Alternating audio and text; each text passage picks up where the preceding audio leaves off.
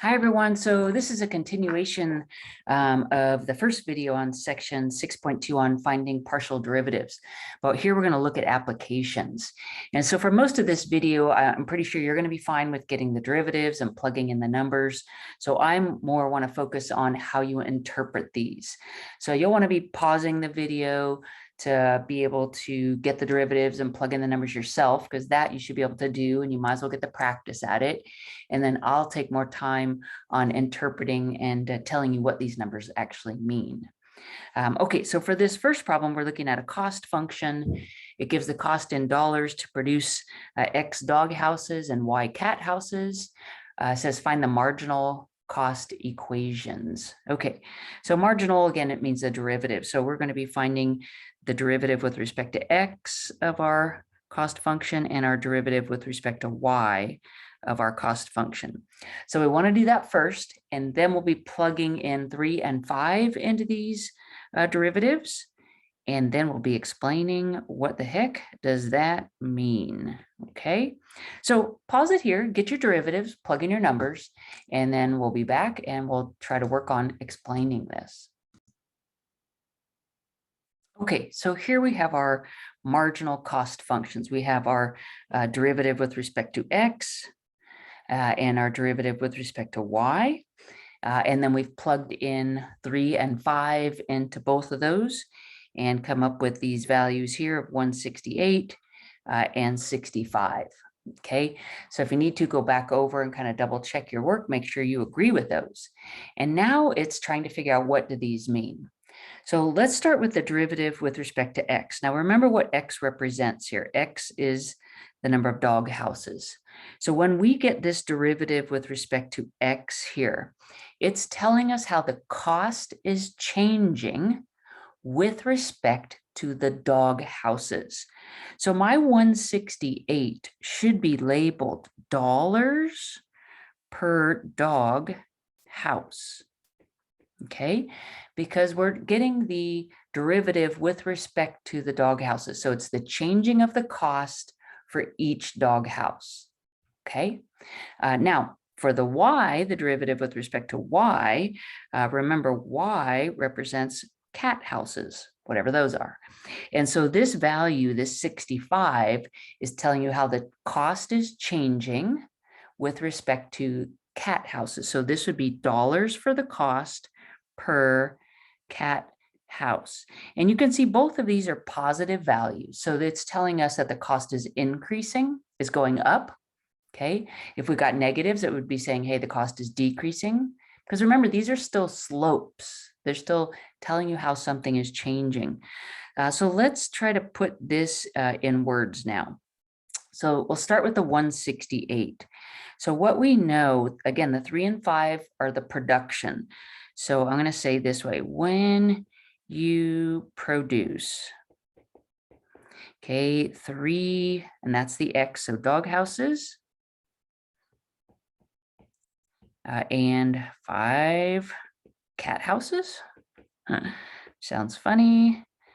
The cost is, let's see. Now, if you want to think of it like a marginal, then this would be like for the next. And maybe that's a good way to interpret this, is to say that the 168 would be the cost for the next doghouse. So that would be for the, the 4th doghouse. You could say it that way. That would be one way.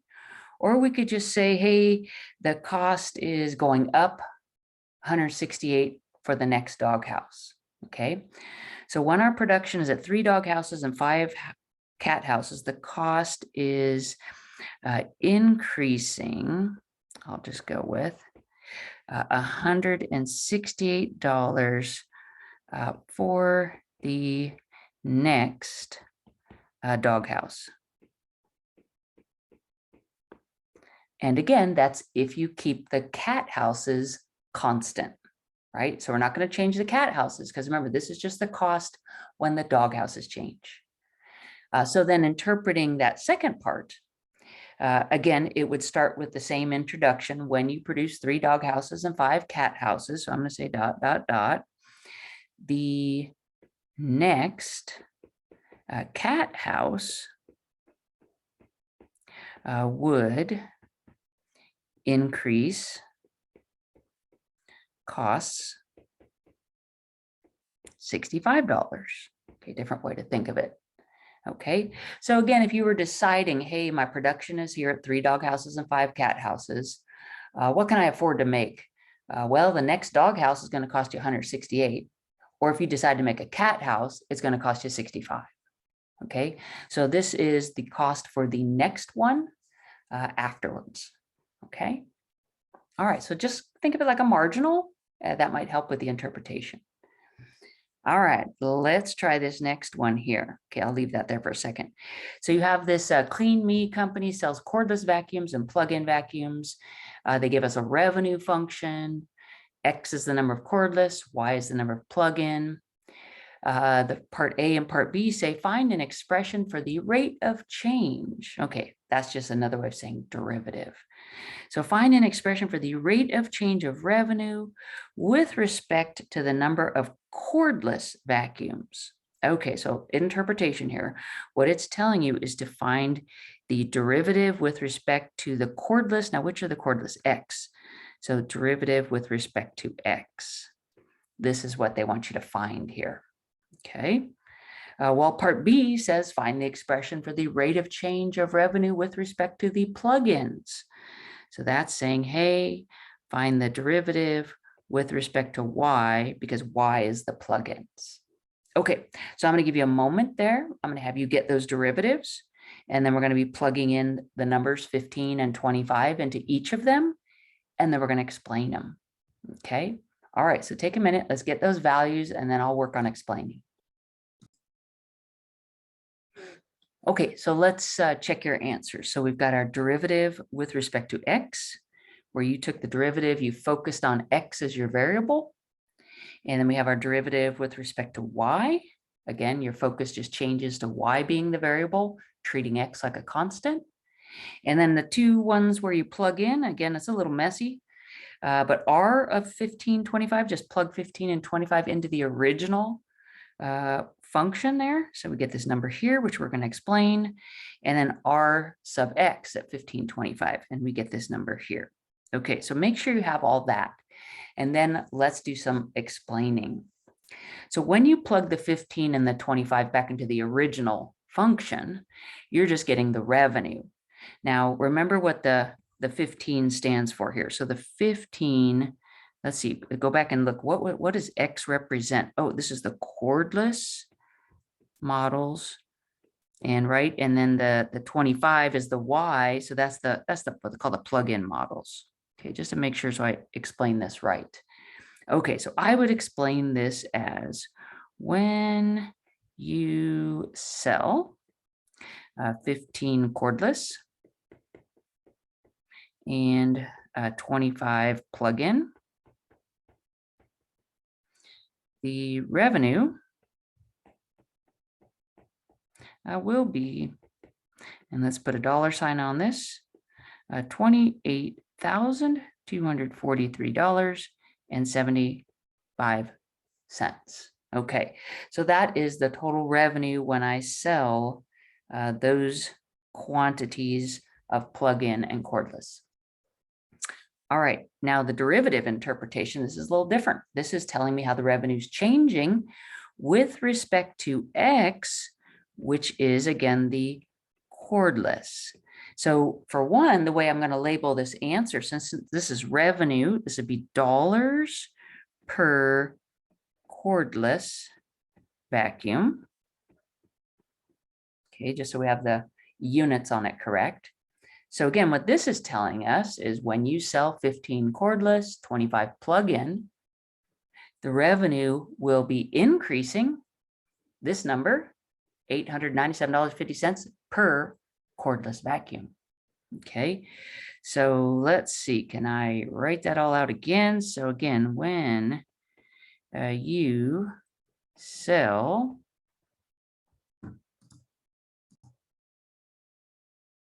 so when you sell the 15 cordless, the 25 plug-in, the revenue for the next cordless will be $897.50. That would be one way to say it. Okay, or if you prefer. When you sell 15 cordless, 25 plug-in, the revenue is increasing at this rate of $897.50 per cordless vacuum. Those mean the same thing, okay? This number that we're getting when we get the derivative is the slope. So it's telling us how the revenue is changing per cordless vacuum. Again, if you like to interpret it like a marginal, you'll say, hey, the next vacuum, so the 16th one is going to give you this revenue. Okay, or if you want to interpret it like a slope, hey, the revenue is increasing at this rate of speed. Okay, a couple different ways to kind of approach it. All right, we've got one last one to look at here. Let's take a look at this last example, this bike example. So again, it's going to have us find the revenue function, get the derivatives, and do some interpreting. So let's start with the revenue function. We know that revenue is quantity times price. So this particular example, we have two different quantities. We have X being the demand for racing bikes and Y being the demand for mountain bikes. So those are our quantities, X and Y. And then they give us the prices. The price demand equations are P, which is the price for the racing bikes. Let's try to make sure we organize here. So P is the price for the racing bikes. Q is the price for the mountain bikes. All right, let's try to get this organized here. So if you want a revenue function, it's always quantity times price. But again, I have two quantities and two prices that'll add up to the total revenue. So let's start with X, the racing bikes. So we have X quantity of racing bikes times the price for racing bikes, which is P, 350 minus 4X plus Y. So quantity times price plus the quantity of mountain bikes, which is Y, times the price of the mountain bikes, which they said was Q, which they called 450 plus 2X minus 3Y. So again, it's price times quantity that I'm doing here. It's just I have two prices, two quantities to put together. So let's just clean this up. Let's distribute.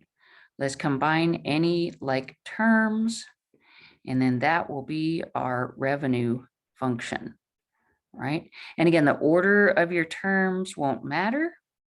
You put them in whatever order, makes sense to you. And I see that after distributing, we really just have one pair of like terms. We have an XY term and a 2XY term that we can combine for a 3XY term, okay? So if you prefer your kind of like a descending order, put our squared guys first. We could write negative 4x squared minus 3y squared. And then we'd have our 350x. Again, order doesn't matter, but I'm going to go this order. 450y. And then last we have the combined 3xy. All right, that is our revenue function. Then we get the derivatives. Then we plug in numbers and then we explain it. Okay, so let me pause here. Let me have you get your derivatives. You plug in your numbers, and then I'll just check on your explaining. Okay, let's look at our derivatives. So we have R of X, R of Y. Again, your focus being take the derivative with X as your variable. Check your answer there and take your derivative with Y as your variable. And then we're just going to plug in numbers, use our calculator, evaluate. So we've got part C where we're plugging 1520 into the revenue, into the marginal revenues of each. Okay, so then let's try to put words to all this. So plugging in the 15, remember what X represents. So X is the number of racing bikes.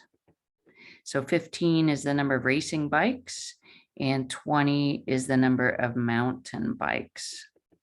Okay, and again, usually I have to go back and read the problem several times and just make sure I know what X and what Y are.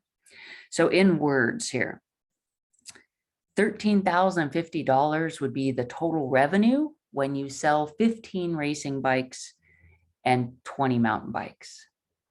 If you sell the next racing bike, you'll have a revenue of $290. If you sell the next mountain bike, you'll increase your revenue by $375. Okay, see what we've got there? So $13,050 is our total revenue for selling 15 racing, 20 mountain. When you sell the next racing bike after that, so if you want to say the 16th racing bike, you'll get an increase in revenue of $290. If you sell the next mountain bike, you'll get an increase in revenue of $375. So if this was my company, I'm telling my salespeople, hey, push the mountain bikes. Let's sell those mountain bikes because it increases our revenue by a lot more. Okay. All right. I'll write these down in words, but I hope that interpretation makes sense. Okay. So here's the summary of what I said about those numbers that we've calculated. And so what that does for business owners, it helps them make decisions about what bikes they want to push, maybe what bikes they want to put on sale, and how their revenue is changing depending on which bikes they sell. Okay, I hope this has been helpful. From here, we're going to start our last section, which is optimizing these multivariable functions. All right, see you next time.